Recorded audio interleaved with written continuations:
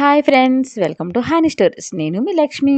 అసలు love and war 92 episode యార్. చెప్పొచ్చు కదా అంటూ క్యూట్ ఎక్స్ప్రెషన్స్ ఇచ్చింది. ఆట నెమలి.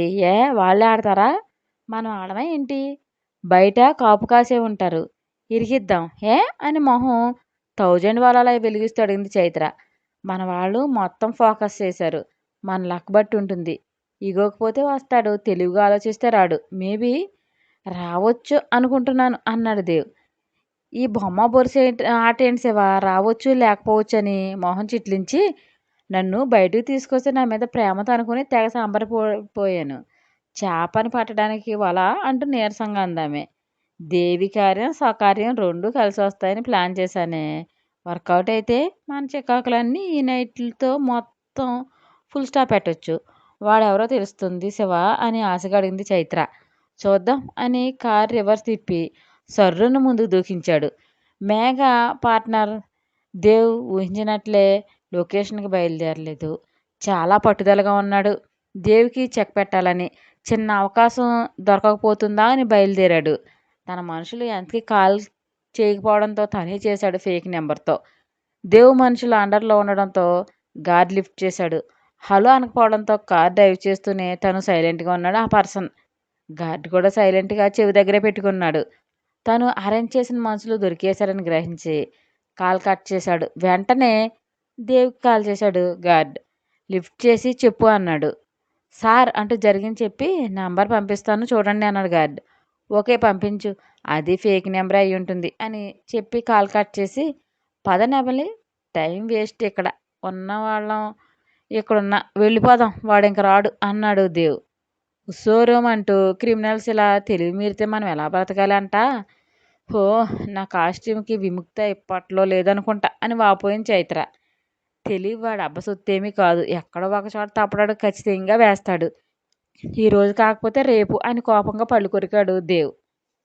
ఆ పర్సన్ కార్ రివర్స్ చేసి నేను ఎవరో తెలుసుకునేందుకు స్కెచ్ చేసేవరా? నీ బొర్రే బొర్ర. దేవ్, వాళ్ళని చంపిన యూజ్ ఉండదు, ఎందుకంటే నేను ఎవరో కూడా వాళ్ళకి తెలియదు కదా అని నవ్వుకున్నాడు. ఇద్దరు పోటాపోటీగా ప్లాన్ వేసినా ఏది వర్కౌట్ కాలేదు. నెక్స్ట్ డే రోహిణితో కలిసి జాను గుడికి వెళ్ళింది. అది చూసిన వేద్ ఇదే కరెక్ట్ టైం అనుకుని లయ విషయం తన నానమ్మ దగ్గర చెప్పి నేను లయ జయంత్ని రమ్మంటున్నాను, ఎవరికి అబ్జెక్షన్ ఉన్నా నేను కేర్ చేయను అంటూ తెలెగరేశాడు. ఇది నువ్వొక్కడు చెబితే చాలదు నాన్న, ఉమ్మడి కుటుంబంలో అందరి ఇష్టాలని గౌరవించాల్సిందే. మనల్ని నాశనం చేస్తాని పంతం పూనివాడిని ఇంటి గడప ఎలా తొక్కనిస్తావు అనుకుంటున్నావు నువ్వు అని ప్రశ్నించింది పెద్దావిడ. నాని, నీకు ఈ మధ్య పార్షియాలిటీ బాగా పెరిగింది. లయ ఈ ఇంటి ఆడపిల్ల, అది మర్చిపోకు. దాన్ని అవమానిస్తున్నాడు నీ చిన్న మనవడు అని దేవు మీద సీరియస్ అయ్యాడు వేద్. వేద్, నానమ్మకి ఎదురు చెబుతున్నావా అంటూ కోపంగా అంది రుక్మిణి. ఓ మా, నేను న్యాయం మాట్లాడుతున్నా, నువ్వు మధ్యలోకి రాక అని విసుగు ప్రదర్శించాడు. వేద్, హద్దులు మీరుతున్నావు నువ్వు అని సీరియస్గా అన్నారు భరద్వాజ్. దేవ్ మౌనంగా చూస్తూ ఉన్నాడు, ఏం మాట్లాడకుండా. ఓహ్ ప్లీజ్ చిన్న డాడీ, మీరంతా కళ్ళున్న అందులు, వీడు ఏం చేసినా మీకు ఎవ్వరికి తప్పుగా అనిపించదు. అదే మేము చిన్నది చేసినా భూతద్దంలో పెట్టి మరీ చూస్తారు. జాయింట్ ఫ్యామిలీ అని మాకు మాత్రమే నీతులు చెబుతావా నాని? మరి ఆ నీతుల్ని చిన్న మనవడికి వర్తించవా? ప్రేమ ఒకరితో పెళ్లి మరొకరితో కాపురం మరో దానితో అని ఎసడించాడు వేద్. ఊర్మిళకు కాలిపోయి ముందు నోరు తెరిచి వచ్చేలోపు నోర్మి అంటూ లాగి చెంప మీద పెళ్ళుని పీకింది రుక్మిణి. తన మామ అలా చేయి చేసుకోగానే దిగ్భ్రాంతికి లోనయ్యాడు వేద్. ఏం వాగుతున్నావో తెలుస్తుందా? ఏ పిచ్చి పెట్టిందా, ఇంకా వదలలేదా నీకు అని అరిచింది ఆవిడ. మామ్ అంటూ అరిచాడు వేద్. ఆపు, నీ గురించి అంతా మాకు తెలుసు. శివే లేకపోతే ఇప్పుడు నువ్వు ఎలా ఉండేవాడు కాదు అని గుర్తుపెట్టుకో. వాడికి ప్రేమను పంచడమే తెలుసు, ఎందుకంటే నేను పెంచాను కాబట్టి. మౌనంగా ఉన్నాడని మితిమీరి మాట్లాడకండి ఇద్దరు. నా కోసం మీరేం వాగిన ఉపేక్షిస్తున్నాడని నాకు తెలుసు. సహనానికి కూడా హద్దు ఉంటుంది వేద్, అది గుర్తుపెట్టుకో అని కోపంగా అంది రుక్మిణి. అమ్మ ప్లీజ్ కూల్, ఎందుకు అంత ఆవేశపడతావు, రూమ్కి వెళ్ళు అని చైత్ర వైపు చూసి సైగ చేశాడు దేవ్. ఆంటీ పదండి మీరు అని తీసుకెళ్ళింది చైత్ర. చాలా హ్యాపీగా ఉంది కదూ నీకు అన్నాడు వేద్. ఎప్పటికే ఎక్కువ మాట్లాడావు వేద్, ఇక ఆపేయి. ఎదుటి వాళ్ళ తప్పులు వేరే చూపించే ముందు ఆ రైట్స్ మనకు ఉన్నాయో లేదో ఒక్కసారి తరచి చూసుకోవాలి. దేవు మీద నిందలు మోపితే నేను ఉపేక్షించను చూసుకో. నీకు మేమంటే నచ్చకపోతే విడిగా బిజినెస్ స్టార్ట్ చేసుకో, నో ప్రాబ్లం అన్నారు భరద్వాజ్. గురువింద గింజలా ఎవరి నలుపు వాళ్ళకి తెలియకుండా ఉంది ఇక్కడ అని ఎత్తి పొడిచింది ఊర్మిళ. మామూలు పాపం తన చెల్లెలకు పెయిన్ కలిగిందని అన్నగా రియాక్ట్ అయ్యాడు. తప్పులేదులే, అన్నీ నేను చూసుకున్నప్పుడు ఏం తెలియలేదు. నేను చేసిన తెగంగలో కలిసిందో మరి. మేము చేయడానికే కానీ మాట అనే రైట్స్ లేవని లేట్గా తెలిసింది. ఇది మన మంచికేలే, అపత్రాదానం చేయకూడదని తెలిసింది. తెలిసొచ్చిందని వాడైన చూపులు వేడిగా విసిరాడు దేవ్. అంటే చెప్తున్నావా అంటూ కస్తుని లేచాడు వేద్. నిజం మాట్లాడుతున్నాను అని సీరియస్గా అన్నాడు దేవ్. యాదగిరి గుట్ట మీద కొండముచ్చులా కళ్ళు తాటికేయాలని చేసి సంతోషంగా తిలకిస్తుంది గొడవని మేఘ డార్లింగ్. జాయింట్ ఫ్యామిలీ అని నాని ఇప్పుడే కదా చెప్పింది. మరి అన్ని పెత్తనాలు నువ్వే చేస్తున్నావు కదా, మాకు చేసింది అందులో భాగం అనుకోవాలి. నువ్వేదో త్యాగశీలం అన్నట్లు చెప్పకూడదు దేవ్ అని మువారింపుగా అన్నాడు వేద్. ఏంటా అడదిడ్డమైన తాస్కరం? శివ ఏం చేసినా మన కుటుంబం కోసం చేశాడు. చూసే దృష్టిలో లోపం వాడిది కాదు అని గద్దించింది పెద్దావిడ. నాని ఇదంతా వీడే సంపాదించాడు, మనందరినీ తన రెక్కల కష్టంతో పోషించాడు అని చెప్పకు. డాడీ బాబాయ్తో నేను ఉన్నాను, అది గుర్తుపెట్టుకో అని ఎగిరాడు. మూలం మీ నాన్న బాబాయే, కాదని నేను అనడం లేదు.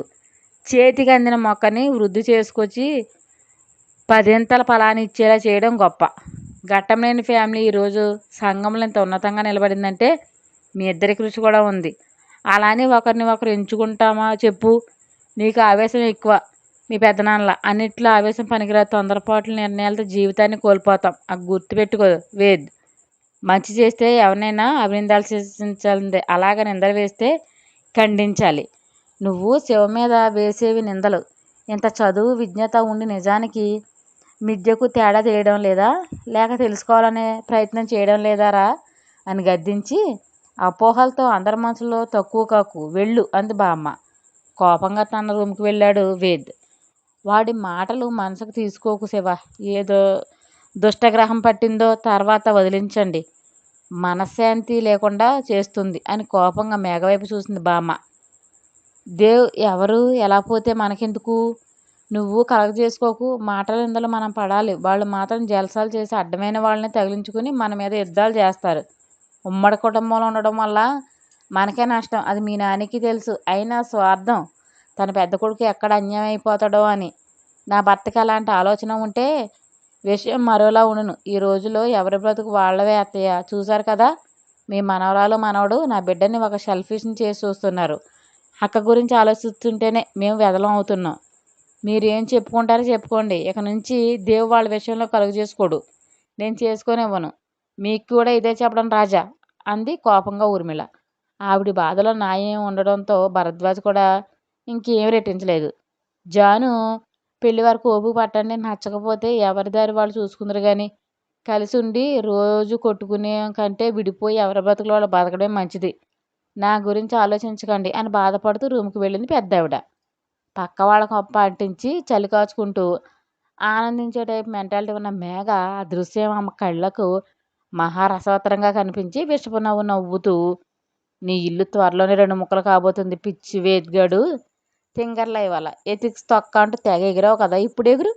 ఈ మ్యాటర్ బయటికి వెళ్ళాలి, నీ ఫ్యామిలీ ఇష్యూ కాస్త బిజినెస్ ఇష్యూగా మారుస్తాం అని నోస్ రబ్ చేసుకుంటూ రూమ్కి వెళ్ళింది మేఘ. ఎక్కడ వాళ్ళు అక్కడికి వెళ్ళారు.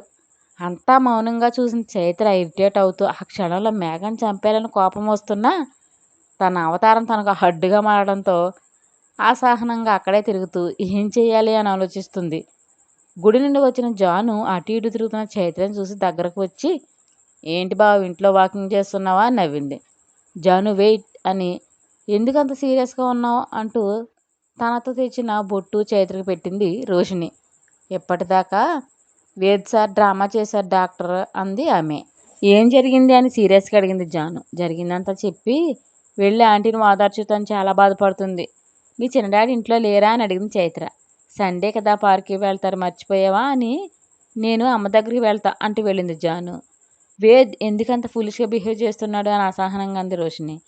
సైకాలజిస్ట్ అయిన మీరే తెలియకపోతే మాకెలా తెలుస్తుంది డాక్టర్, ఒకసారి అడగండి చెబుతారేమో అని పైకి వెళ్ళింది చైత్ర. నీ ప్రవర్తన మరీ ఎంత హీనంగా ఉంటుందని ఊహించలేదు వేద్, ఐ పిటి యు అని అసహనంగా అంది రోషిని. నెక్స్ట్ డే ఘట్టంలేని బిజినెస్ త్వరలో 2గా విడిపోతున్నాయా అంటూ మీడియాలో గుప్పుమంది న్యూస్. స్టాక్ మార్కెటింగ్ స్టార్టింగ్లోనే న్యూస్ బయటికి రావడంతో షేర్స్ డౌన్ అవడం స్టార్ట్ అయ్యాయి. మేఘా పార్ట్నర్స్ కొందరు ఎనాలిసిస్ ద్వారా ఫేక్ న్యూస్ స్ప్రెడ్ చేయించి షేర్ వాల్యూ మరింత డౌన్ చేసే పన్నాగం పన్నాడు. అసలే మార్కెట్ తీవ్ర ఒడిదుడుకులో ఉన్న టైంలో టాప్లో ఉంటే దేవ్ కంపెనీ షేర్స్ ఫేక్ న్యూస్తో మరింత డీలా పడ్డాయి. ఫైనాన్షియల్ ఆడిటర్ కాల్ చేసి భరద్వాజ్ గారికి విషయం చెప్పాడు. వాట్ అంటూ అదిరిపడ్డాడు ఆయన. ఎస్ సార్, త్వరగా మీరు ఏదో ఒకటి చేయకపోతే షేర్స్ వాల్యూ మొత్తం కొలాప్స్ అవుతుంది అని టెన్షన్గా చెప్పాడు అతను. హునో అను కాల్ కట్ చేసి దేవ్కి కాల్ చేశారు భరద్వాజ్. న్యూ ప్రాజెక్ట్ కోసం టీం లీడర్స్తో డిస్కషన్తో ఉన్నాడు దేవ్. తన డాడ్ కాల్ చేయగానే లిఫ్ట్ చేసి హలో డాడ్ అనగానే దేవ్ నా ఛాంబర్కి రా, ఇట్స్ ఏ అర్జెంట్ అంటూ కాల్ కట్ చేశారు. సుధీర్ నువ్వు చూసుకో అని వెళ్ళాడు దేవ్. న్యూస్ చూస్తున్న జయంత్ అవాక్కయ్యాడు. ఇదేంటి కంపెనీ రెండుగా విడిపోవడం ఏంటి, నిన్న ఇవాళ ఏం జరిగిందో, ఈ ఫాల్ ఎలిగేషన్స్ క్రియేట్ చేసింది అనుకుంటుండగా ఫోన్ రింగ్ అయింది. లిఫ్ట్ చేసి చెప్పండి మిశ్రా అన్నాడు. న్యూస్ చూడు, నాకైతే చాలా హ్యాపీగా ఉంది జయంత్ అని ఉత్సాహంగా అడిగాడు మిశ్రా. అంటే ఇదంతా మీరు చేశారా అని అడిగాడు జయంత్. అంటే నువ్వు చేయలేదా అని రివర్స్ ప్రశ్నించాడు మిశ్రా. నో, ఎంతటి ఫేక్ న్యూస్ స్ప్రెడ్ చేస్తే దేవు ఊరికే చేతులు ముడుచుకుని కూర్చుంటాడా? ఏం చేస్తాడు? ఎంత దిద్దుకున్న భారీ మొత్తంలో ఉంటుంది డ్యామేజ్. ఇది దేవుగడి తొలి ఓటమి అని చెప్పొచ్చు అని కసిగా అన్నాడు మిశ్రా. నేను మళ్ళీ చేస్తా, ఎవరు చేయించారో తెలుసుకోవాలి కదా అంటాడు జయంత్. తెలుసుకో, నా తరపున కూడా థ్యాంక్స్ చెబుతా అని కాల్ కట్ చేశాడు వాడు. న్యూస్ చూస్తూ ఎంత దమ్ము ఎవడుకుంది అసలు అని ఆలోచనలో పడతాడు జయంత్. వర్క్ చేస్తూనే న్యూస్ చూస్తూ హ్యాపీ స్మైల్ ఇచ్చి నేను ఇచ్చిన జలకు పరుగులు తీస్తున్నావా దేవ్, తీ. నీ షేర్ ఇప్పటికైనా 5% దిగువకు పడిపోతుంది. ఇంకో అవర్ అయితే 10 అవి రోజు కదా అసలైన పండగ అని నవ్వాడు బ్లాక్ షిప్. తన మనిషి ఫోన్ చేసి మార్కెటింగ్ చూస్తున్నారా సార్ అని అడిగాడు. ఓహ్ థ్యాంక్ యూ, నేను ఎక్స్పెక్ట్ చేసిన దానికంటే బాగా ఎక్స్పోజ్ చేశారు. మీకైతే నా నుండి ప్రతిఫలం తప్పకుండా దక్కుతుంది గైస్ అన్నాడు అతను. థ్యాంక్ యూ సార్ అని కాల్ కట్ చేశాడు వాడు. పూర్ దేవ్ అని విషపనవ నవ్వాడు. భరద్వాజ్ గారు చెప్పగానే కోపంతో రగిలిపోతూ బాస్టర్డ్ అని అరుస్తూ న్యూస్ ఆపించాలి డాడ్, లేకపోతే మనం ఊహించిన దానికంటే రెట్టింపు డ్యామేజ్ జరుగుతుంది అని టెన్షన్ పడ్డాడు దేవ్. హౌ దేవ్ అంటూ ఫ్రస్ట్రేట్ అయ్యారు భరద్వాజ్. ముందు మీడియాని పిలవండి, అలాగే ఇది వేదికి పంపించండి, వాడికి తెలియాలి కదా అని కోపంగా అన్నాడు దేవ్. మీడియా ముందు కూడా తిక్కవాగుడు వాగడానికి గ్యారంటీ ఏంటి అని విసుగు ప్రదర్శించారు ఆయన. చెప్పండి, అది నేను చూసుకుంటాను అని కంగారుగా బయటికి వెళ్ళాడు దేవ్. వర్క్ చేస్తున్న వేద్కి తన బాబాయ్ కాల్ చేశాడు. లిఫ్ట్ చేసి చెప్పు బాబాయ్ అన్నాడు వేద్. న్యూస్ చూశాక నాకు కాల్ చేయి వేద్ అని కాల్ కట్ చేశారు. నసల మధ్య బటన్ వేలుతో రుద్దుకుంటూ ఫోన్లో న్యూస్ పెట్టారు. బ్రేకింగ్ న్యూస్గా వస్తున్న తమ కంపెనీ గురించి గబాలను లేచాడు చైర్ నుండి. యాంకర్ చెప్పేది వింటుంటే కోపం కళ్ళల్లో చేరి విసురుగా తన బాబాయ్ ఛాంబర్కి వెళ్ళాడు. నుదుటి కణతలు నొక్కుంటూ ఆలోచిస్తున్నారు భరద్వాజ్. వాట్ ద హెల్ బాబాయ్ అని కోపంగా అడిగాడు. కుట్ర మన కంపెనీ మీద ఏం చేద్దామని ప్రశ్నించారు. మీడియాని పిలిపించండి బాబాయ్, చెబుదాం. ఫేక్ ఎలిగేషన్స్ స్ప్రెడ్ చేసినందుకు ఆ ఛానల్ మీద పరువు నష్టం కేసు కూడా పెడదాం అని కోపంగా అన్నాడు వేద్. పద, మీడియాని మనం పిలవాల్సిన అవసరం లేదు, బయటే ఉంటారు అని చైర్ నుండి పైకి లేచారు. మీడియాకి మెసేజ్ వెళ్ళగానే కాకుల్లో వాలిపోయారు వాళ్ళు. అంతలో రోషిని నుండి కాలు వచ్చింది వేద్కి. లిఫ్ట్ చేసి నేను మళ్ళీ చేస్తా, అర్జెంట్ వర్క్లో అన్నాడు వేద్. ఏదైనా ఆలోచించే వేద్, లేకపోతే ఆంటీ క్షమాపణలు నీకు అప్పటికి దొరకవు అని కాల్ కట్ చేసింది రోషిని. కట్ చేస్తే మీడియా ముందు నలుగురు నిలబడి సీరియస్గా చూస్తున్నారు. సార్, మీ సంస్థ రెండుగా విడిపోతుందని మీడియాలో వస్తుంది, దీనికి మీ స్పందన ఏంటి అని ఒక విలేకరు ప్రశ్నించాడు. అసలు మీడియాకి అలాంటి న్యూస్ ఇచ్చింది ఎవరు? మేమా ఇచ్చింది? ఫేక్ న్యూస్ ఇచ్చిందే కాక సమాధానం మిమ్మల్ని అడుగుతున్నారు అంటే మీరు ఏం చేసినా చెల్లుబడి అవుతుందనే ధైర్యమే కదా అని కోపంగా అడిగారు భరద్వాజ్. ఎంతో కొంత నిజం లేకపోతే మీడియాలో రాదు కదా సార్ అన్నాడు మరో పర్సన్. హే, ఏం వాగుతున్నావు అని దూకుడుగా ముందుకు వచ్చి అందరూ వినండి, మీరు చూపించే ఫేక్ న్యూస్ వెంటనే ఆపాలి, లేకపోతే మేము వరకైనా వెళ్తాం. అలాగే ఘట్టమనే సంస్థలు ఎప్పటికీ రెండుగా విడిపోవు. అది ఎప్పుడు మా బాబాయ్ అండర్లో నడుస్తుంది. ఇది నిజం. నా బిజినెస్ రైవల్స్ ఇలాంటి చెత్త ప్లాన్స్ వేస్తే మీరు దానికి సపోర్ట్ చేస్తే భారీ మూల్యం చెల్లిస్తారు. ఇది ఎక్కడితో ఆగదు యార్, ప్రతిదానికి మీ మీడియా సమాధానం చెప్పే తీరుతుంది అని యమ సీరియస్గా వార్నింగ్ ఇచ్చాడు దేవ్. మేఘ లైవ్ చూస్తూ అదిరిపడితే దాన్ని పార్ట్నర్ కోపంతో బుసలు కొట్టాడు. దేవ్ ముందుకు వచ్చి ఏదైనా ఫేస్ టు ఫేస్ తేల్చుకోరా అలా అడ్డదారిలో వచ్చి మమ్మల్ని ఏమీ పీకలేవు అని మాస్ వార్నింగ్ ఇస్తూ, మేము బంతి టైప్, నువ్వు ఎంత కిందకు కొట్టాలని చూస్తే రెట్టింపు వేగంగా పైకి లేస్తామని అంటూ మీడియా వైపు వేలు చూపించి, మాకు జరిగిన డ్యామేజ్ అంతా మీ నుండే రాబడతాను, ఈ దేవాంశతో ఎందుకు పెట్టుకున్నామా అని తలలు బాతుకోకపోతే అడగండి అని యాటిట్యూడ్ లుక్తో చెప్పాడు. కూర్చున్న చైర్ అంతా తడిసిపోయి ఫస్ట్ న్యూస్ ఇచ్చిన సదరు ఛానల్ డైరెక్టర్కి దేవ్ అంటూ గట్టిగా అరిచాడు బ్లాక్ షిప్. స్టోరీ మీకు నచ్చినట్టయితే ఒక లైక్ ఇచ్చి కామెంట్ చేయండి ప్లీజ్. షేర్ అండ్ సబ్స్క్రైబ్ చేయండి బడ్డీస్.